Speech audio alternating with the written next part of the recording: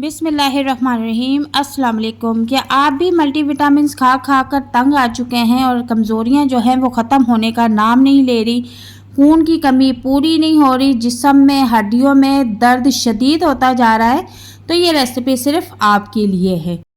बहुत ही कम खर्च में बहुत ही ज़बरदस्त रेसिपी तैयार करेंगे। तो यहाँ पर मैंने कुछ बादाम भी लिए हैं जो कि 50 ग्राम हैं। ये 25-30 गिरियाँ हैं। और जैसा कि आप जानते हैं कि बादाम हमारे जिस्म में अच्छा कोलेस्ट्रॉल बनाते हैं, हमारी याददाश्त को बेहतर करते हैं, दिमागी कमज़ोरी ख़त्म करते हैं और दिमाग को मज़बूत और सेहतमंद बनाते हैं। तो जनाब यहाँ पर मैंने 150 ग्राम खजूरें ले ली हैं। इनको अच्छी तरह से वॉश कर लिया था, खुश्क कर लिया था और अब हम इसकी सेंटर से गुठलियाँ निकाल के अलहदा कर देंगे और एक प्लेट में रखते जाएंगे। जैसा कि आप जानते हैं कि खजूर हमारे जिस्म में खून की कमी को पूरा करती है और खजूरों में बहुत ज़्यादा मिकदार में आयरन कैल्शियम पाया जाता है और ये हमें नज़ला ज़ुकाम होने से रोकती है। तो यहाँ पर सारी गुठलियाँ निकल चुकी हैं। अब यहाँ पर मैंने 50 ग्राम जो बादाम लिए हैं इनको बिल्कुल बारीक कटिंग कर लेंगे। इनका पाउडर नहीं बनाना, दरदरा सा इनको कूट लेना है। यहाँ आप छुरी की मदद से बिल्कुल बारीक कटिंग कर ले इसको। ये देखो मैंने छुरी की मदद से बारीक कटिंग कर लिया है। अब इनको एक साइड पर रख देंगे और यहाँ पर जो हमने खजूरों की गुठलियाँ निकाल के खजूरें रखी हुई हैं इनको किसी बाउल में डाल देंगे और चम्मच की मदद से इनको मैश कर लेंगे। ये इतनी सॉफ्ट और फ्रेश हैं कि चम्मच की मदद से ये बहुत जल्दी मैश हो जाती हैं। तो यहाँ पर आप देख सकते हैं कि ये मैश हो चुकी हैं। इनको जूसर में डालने की बिल्कुल भी ज़रूरत नहीं है, ना ही पकाने की। ठीक है, इसको मैंने चम्मच की मदद से मैश कर लिया है। यहाँ पर आप इसकी कंसिस्टेंसी देख सकते हैं, बिल्कुल ऐसे ही करना है। अब हम इसमें कूटे हुए जो बादाम हैं वो ऐड कर देंगे। याद रहे कि बादाम का आपने पाउडर नहीं बनाना, दरदरा सा इनको कूटना है। ठीक है, अब हमने इसमें बादाम ऐड कर दिए हैं और यहाँ पर मैंने तकरीबन 3 चम्मच के करीब तिल लिए हैं। तिल में बहुत ज़्यादा मिकदार में आयरन कैल्शियम पाया जाता है जो हमारी जिस्म की हड्डियों के लिए बहुत ही ज़बरदस्त चीज़ है।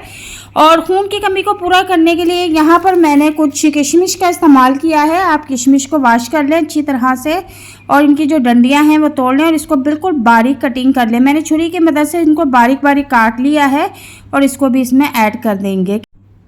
किशमिश हमारे जिस्म में कैल्शियम आयरन की मिकदार को पूरा करती है और खून की कमी को भी पूरा करती है और तमाम जिस्मानी कमज़ोरियां ख़त्म करती है। तो हम इन तमाम चीज़ों को अच्छी तरह से मिक्स कर लेंगे। आप हाथ की मदद से भी मिक्स कर सकते हैं। मैंने इसको मिक्स कर लिया है। अब इसको किसी प्लेट में हम निकाल लेंगे। तो यहाँ पर देखें कि हमारी बहुत ही मज़ेदार रेसिपी तैयार है, लेकिन इसमें एक चीज़ हम और ऐड करेंगे जो कि हमारी जिस्म की तमाम कमियां बिल्कुल ख़त्म कर देगा। तो यहाँ पर मैंने ओरिजिनल जो प्योर शहद होता है छोटी मक्खी का, वो इस पर ऐड कर दिया है।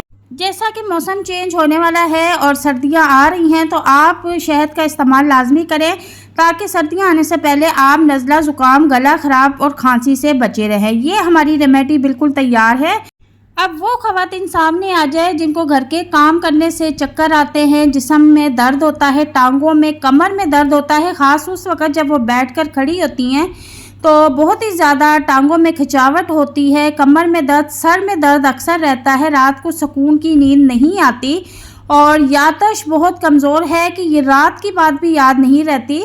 तो ऐसी ख़वातीन ये रेसिपी फ़ौरन से बनाकर स्टोर कर लें और खाना शुरू कर दें। इसको खाने का तरीका मैं आपको बता देती हूँ, इसको किस तरह से खाना है। लेकिन उससे पहले मैं आपको बता दूँ कि इसको प्रेग्नेंट औरत भी खा सकती है, मर्द औरत, बच्चे, बूढ़े, जवान, बुज़ुर्ग सब खा सकते हैं। शुगर के मरीज़ भी इसको कम क्वांटिटी में यूज़ कर सकते हैं और जो बीपी के मरीज़ हैं वो डॉक्टर से मशवरा कर लें क्योंकि इसमें हमने गर्म चीज़ों का इस्तेमाल किया है।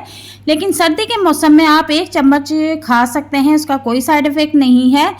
और इसको खाने का तरीका ऐसे है कि आपने सुबह नाश्ते के साथ 1 चम्मच इसको खाना है, साथ आपने 1 गिलास दूध पी लेना है। और अगर खून की कमी ज़्यादा है, कमज़ोरियाँ ज़्यादा हैं तो आपने रात को भी 1 चम्मच दूध के साथ इसको खा लेना है। अगर दूध पसंद नहीं है तो इसको वैसे भी खा सकते